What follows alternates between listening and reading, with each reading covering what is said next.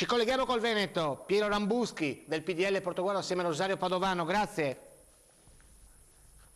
Grazie, prendiamo la linea dal Veneto. Abbiamo invitato Pietro Rambuschi, ex presidente del Consiglio Comunale a Portogruaro. Lei, Rambuschi, vuole replicare a Bertoncello. L'altro giorno l'ex sindaco ha detto che insomma con il commissariamento le cose non è che vadano proprio per il verso giusto a Portogruaro. Lei invece pensa esattamente l'opposto?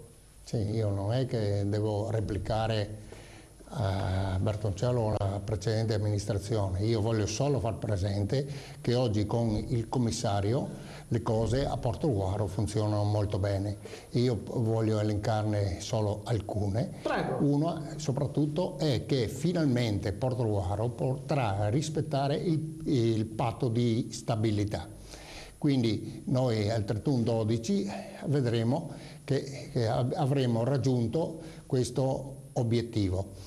E una seconda cosa è che appunto è stata fatta una nuova convenzione da parte del commissario per il consumo di energia elettrica del comune di Portogruaro e porterà un risparmio di ben il 10% di spese, quindi i cittadini avranno un risparmio del 10%. Poi è stato in questi giorni attuato il piano occupazionale, in quanto diversi pensionamenti dei dipendenti comunali hanno messo in leggero difficoltà il comune, però questo ormai è stato Ci approvato. rimangono 30 secondi, sì. dica velocemente che poi volevo fare una domanda. Sì. E non ultimo è stato approvato il piano casa, che è un beneficio che tutti i cittadini potranno avere immediatamente. Questo faceva parte dell'ordinaria amministrazione? Sì, sicuramente. Ma lei ha un appunto sul Santa Cecilia? Sì, l'ultima cosa volevo dire invece per quanto riguarda la precedente amministrazione, io voglio solo ricordare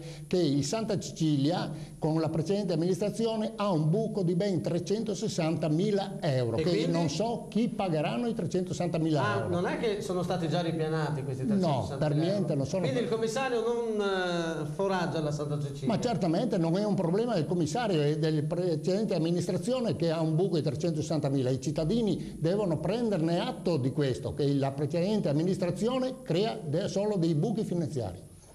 Vabbè, ringraziamo dunque Piero Rambuschi, linea alla redazione centrale.